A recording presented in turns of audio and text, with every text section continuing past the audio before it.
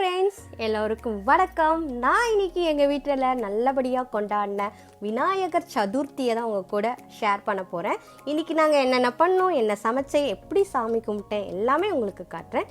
So first நம்ம என்ன பண்ண போகிறோன்னா பூரண கொழுக்கட்டையை செய்ய போகிறோம். ஸோ பூரண கொழுக்கட்டைக்கு ஃபஸ்ட்டு ஒரு பக்கம் ஒரு பேன் எடுத்துக்கிட்டேன் மாவு வறுக்கிறதுக்கு. இன்னொரு பக்கம் தண்ணியை கொதிக்க வச்சு அதில் கொஞ்சம் உப்பு போட்டு எடுத்துக்கிட்டேன்.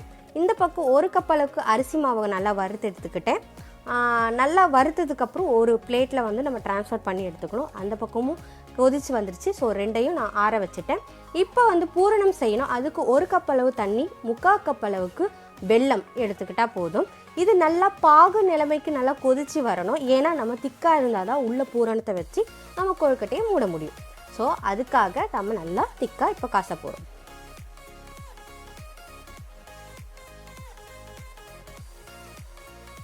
ஸோ இதில் என்னென்ன பொருள் தேவைப்படுது அப்படின்றத பார்க்கலாம். ஃபஸ்ட்டு எள்ளை வறுத்து எடுத்துக்கலாம். எள்ளு பார்த்திங்கன்னா ஒரு 3 ஸ்பூன் நான் போட்டுக்கிட்டேன். நல்லா வறுத்து எடுத்துக்கிட்டேன். அதுக்கப்புறம் அதை வேறு இடத்துல ட்ரான்ஸ்ஃபர் பண்ணி நல்லா காய விட்டேன், ஆற விட்டேன். அதுக்கப்புறம் நம்ம தேவையானது தேங்காய் துருவல் 1 கப் அளவுக்கு எடுத்து அதில் ஆட் பண்ணிக்கிட்டேன். நல்லா இதுக்கப்புறம் நம்ம ஏலக்காய் ஆட் பண்ணோம். ஏலக்காய் பார்த்திங்கன்னா 1 ஸ்பூன் அளவுக்கு நான் ஏலக்காய் நல்லா போட்டுட்டேன். ஸோ இதெல்லாம் நல்லா மிக்ஸ் பண்ணிவிட்டு நம்ம வறுத்து வச்சிருந்த எள்ளை நம்ம ஆட் பண்ணிக்கலாம். ஸோ எல்லாமே ஆட் பண்ணிவிட்டு நல்லா திக்காகி ஒரு பிடிபட்டு வர டைமில் நம்ம போட்டுற வேண்டியதுதான்.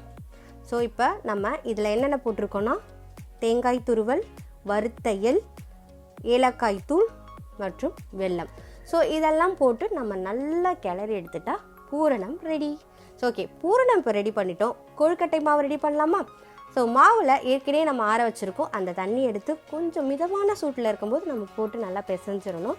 நம்மளுக்கு பிடிப்பட்டு வர கையில் நல்லா பிசையறதுக்கு வர அளவுக்கு நம்ம போட்டால் போதும். லைட்டாக தண்ணி ஊற்றிக்கோங்க, மொத்தமாக ஊற்றிடாதீங்க, அதிகமாகிடும். நான் அப்பப்போ ஊற்றி நான் ஒரு பிடிப்பட்டு வர டைமில் நான் எடுத்துக்கிட்டேன். கொஞ்சோண்டு நெய் போட்டுக்கிட்டேன், ஏன்னா வாசனைக்கு சூப்பராக இருக்கு இல்லையா. ஸோ இதை என்ன பண்ணேன்னா ஒரு வாழையில போட்டு அதை ஷேப்புக்கு ஏற்ற மாதிரி 2 ஷேப் போட்டிருந்தேன். ஸோ இந்த வீடியோ உங்களுக்கு வேணும்னா மறக்காமல் என்னோட இதில் நான் உங்களுக்கு டிஸ்கிரிப்ஷன் பாக்ஸில் போடுறேன், போய் பாருங்கள். ஸோ இப்போ எல்லாமே போட்டு நான் இட்லி பாத்திரத்தில் போட்டு வேக வச்சு எடுத்துகிட்டு ஒரு 5 இல்லை 10 செகண்ட்ஸ் போட்டால் போதும், மினிட்ஸ் போட்டால் போதும். ஸோ இப்போ எல்லாமே வெந்துருச்சு. நம்மளுக்கு பூரண கொழுக்கட்டை ரெடி. அடுத்தது நம்ம கொழுக்கட்டை அப்படி ரெடி பண்ணலாம். கொழுக்கட்டை பார்த்திங்கன்னா ரொம்ப சிம்பிள் தான், ஆனால் என்னால் எடுக்க முடியல வீடியோ. அதனால் நான் கடகடன் போட்டு அதில் வேக வைக்கிறது மட்டும் இப்போ காட்டியிருக்கேன். இதை கண்டிப்பாக இந்த ரெசிப்பியை நாங்கள் இன்னொரு வாட்டி நல்லா தெளிவாக உங்களுக்கு போட்டுடுறேன். ஸோ இப்போ நம்ம 2 ரெசிபி ரெடி பண்ணியாச்சு. மற்ற ரெசிபியும் ரெடி பண்ணணும், ஆனால் அதையும் ஷூட் பண்ண முடியாது. அதெல்லாம் உங்களுக்கு வீடியோவாக காட்டுறேன். இப்போது டெக்கரேஷன் பார்ட்டுக்கு போகலாம். ஸோ ஓகே, டெக்கரேஷன் நான் சிம்பிளாக தாங்க பண்ணுறேன் இந்த வருஷம். மாயிலெல்லாம் ஒரு ரவுண்டு இதில் போட்டு நல்லா டபுள் சைட் டேப் போட்டு ஒட்டி எடுத்துக்கிட்டேன்.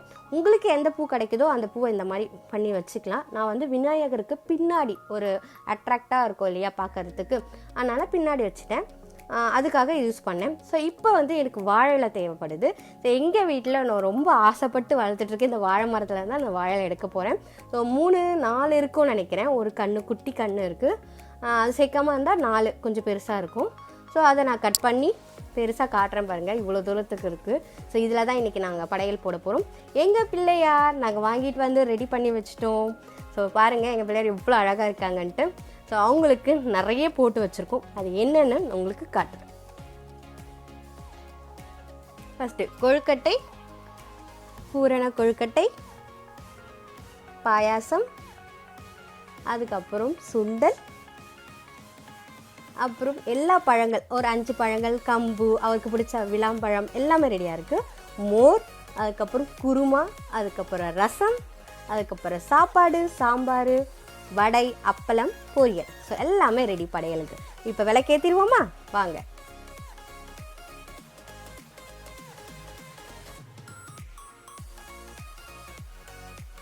பிள்ளையாருக்கு விளக்கேற்றியாச்சு.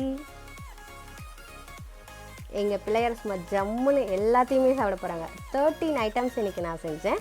13 உணவுப் பொருட்கள் இன்றைக்கி எங்கள் பிள்ளையார் சாப்பிட்டு ஜாலியாக ஒரு பர்த்டே செம்மையாக கொண்டாட போகிறாரு. நாங்களும் செம்மையாக சாப்பிட்டு செம்மையாக பண்ண போகிறோம். ஊதுவத்தி ஏற்றியாச்சு. கற்பூர தீபார்த்தனை நான் காட்ட போகிறேன். எங்கள் பிள்ளையார்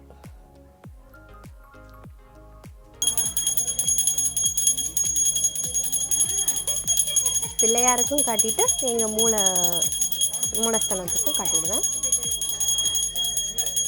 அங்கே வந்து கிருஷ்ணர் இருப்பார், அப்போ நான் எப்பயும் கும்பிட்டுட்டு இருக்க பிள்ளையார் இருப்பார், சிவன் சாமி இருப்பார். ஸோ எல்லாருக்குமே நான் தீபார்த்தனை காட்டிட்டேன். அவங்களுக்கும் ஒரு படையல் போட்டு வச்சுருக்கேன். ஏன்னா அவங்களும் எனக்கு மிஸ் பண்ணிடக்கூடாது, டெய்லி நான் வேண்டிகிட்ருக்கேன் இல்லையா. ஸோ நான் வரைஞ்சி வச்ச கிருஷ்ணரும் இருப்பாங்க. இது என் குட்டி பாப்பா. Okay friends, thank you friends. இது வரைக்கும் என்னோடய வீடியோ பார்த்து எனக்கு சப்போர்ட் பண்ண எல்லோருக்கும் மிக்க நன்றி. Thank you all of you. இதே சப்போர்ட் எண்ட் வரைக்கும் கொடுங்க. சப்ஸ்கிரைப் பண்ண மறந்துடாதீங்க, ஷேர் பண்ணுங்கள். Thank you friends, bye bye.